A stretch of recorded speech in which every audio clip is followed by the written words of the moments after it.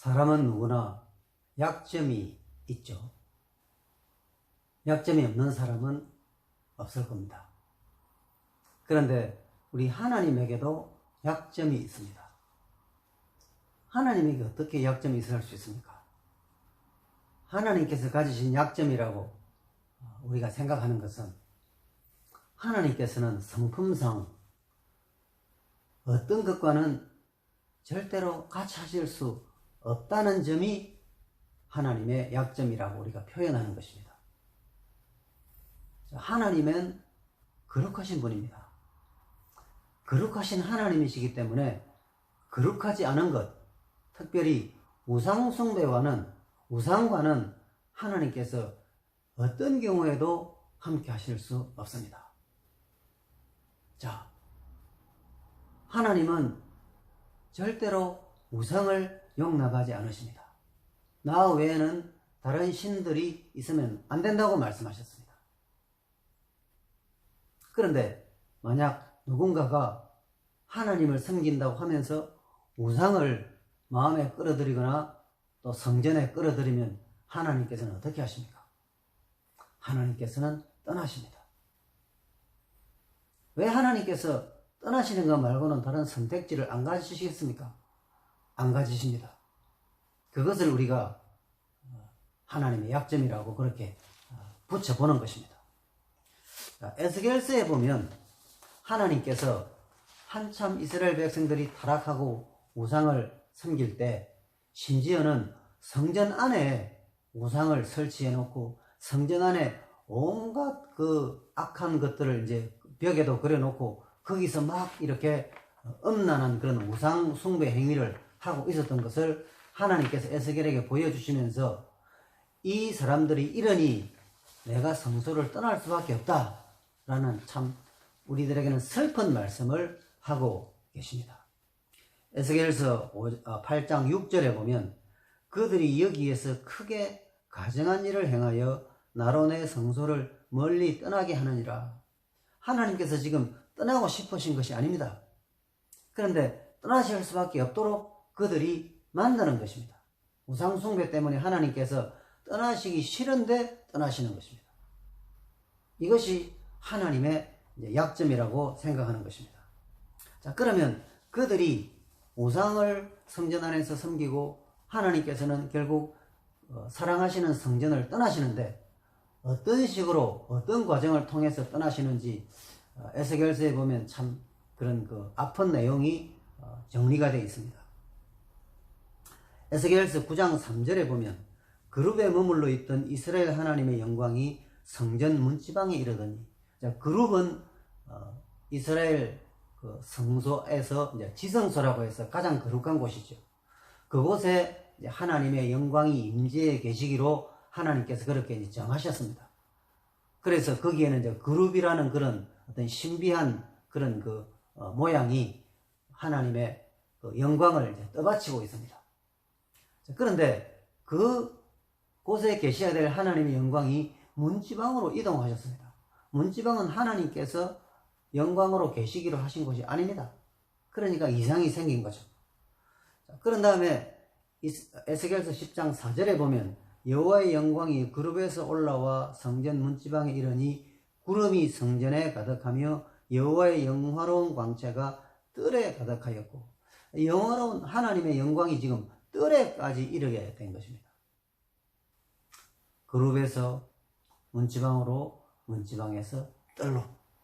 그 다음 에스겔서 10장 19절에 보면 그들이 여호와의 전으로 들어가는 동문에 머물고 이스라엘 하나님의 영광이 그 위에 덮였더라. 동문에까지 지금 하나님의 영광이 이동을 하신 것입니다. 동문에까지. 그런 다음에 에스겔서 11장 23절에 보면 여호와의 영광이 성읍 가운데에서부터 올라가 성읍 동쪽 산에 머무르고, 자, 그룹에 계셨던 하나님의 영광이 문지방으로 이동을 하셨습니다. 그 다음 그 문지방에서 뜰로 이동하셨습니다. 뜰에서 동쪽 문으로 이동하셨습니다. 동쪽 문에서 동쪽 산으로 이동하셨습니다.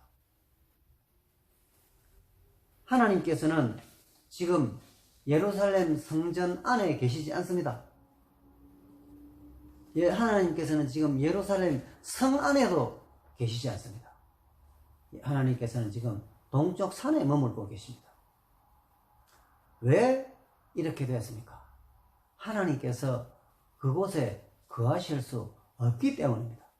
함께 하실 수 없기 때문입니다. 함께 하실 수 없는 원인이 뭐죠? 이미 우리가 알고 있습니다. 우상숭배입니다. 그래서 하나님의 영광은 동쪽 산에 머무시는데 그 이후로 하나님의 영광은 돌아오시지 않으셨습니다. 먼 훗날 이스라엘에 대한 범죄에 대한 심판이 끝나고 이스라엘이 영적으로 회복된 뒤에 돌아오셨습니다. 자, 우리는 여기에서 우상숭배가 얼마나 무섭고 또 두려운 것인지를 알아야 됩니다. 하나님께서 떠나신다는 것은 모든 것이 무너지는 것이고 모든 것이 끝나는 것입니다. 주 떠나가시면 내 생명 헛됩니다.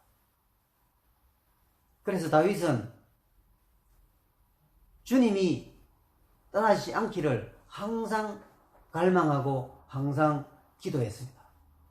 자, 그러면 하나님께서 우리를 떠나시는 것은 하나님의 거룩하신 성품상 그럴 수밖에 없는 다른 선택지가 없다는 것을 우리가 이미 정리를 했습니다.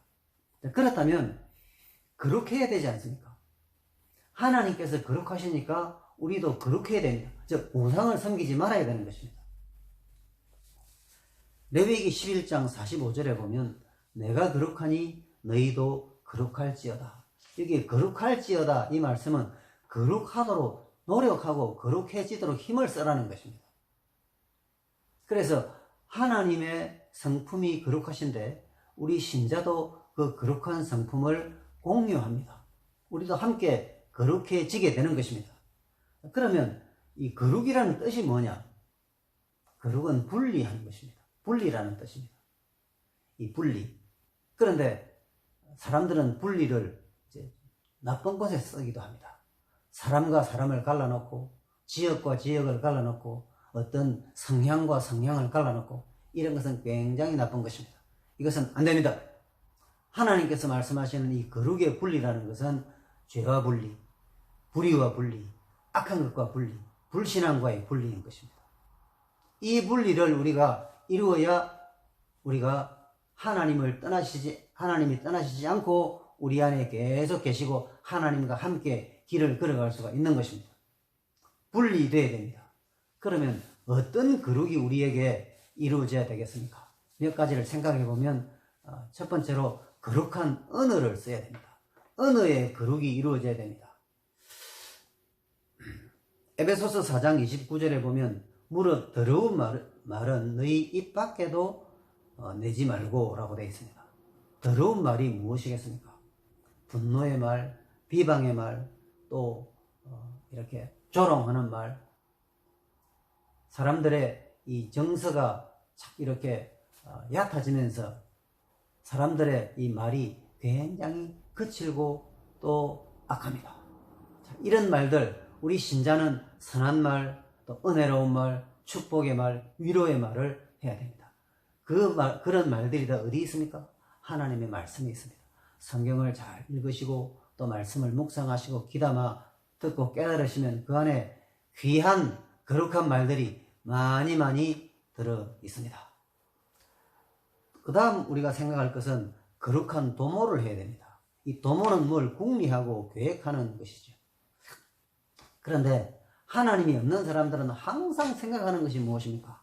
하나님과 반대되는 거죠. 뭐를 하든지 하나님과 반대되는 것을 합니다. 그들 속에는 악한 영이 주도를 하니까요. 그런데 우리 신자는 무엇입니까?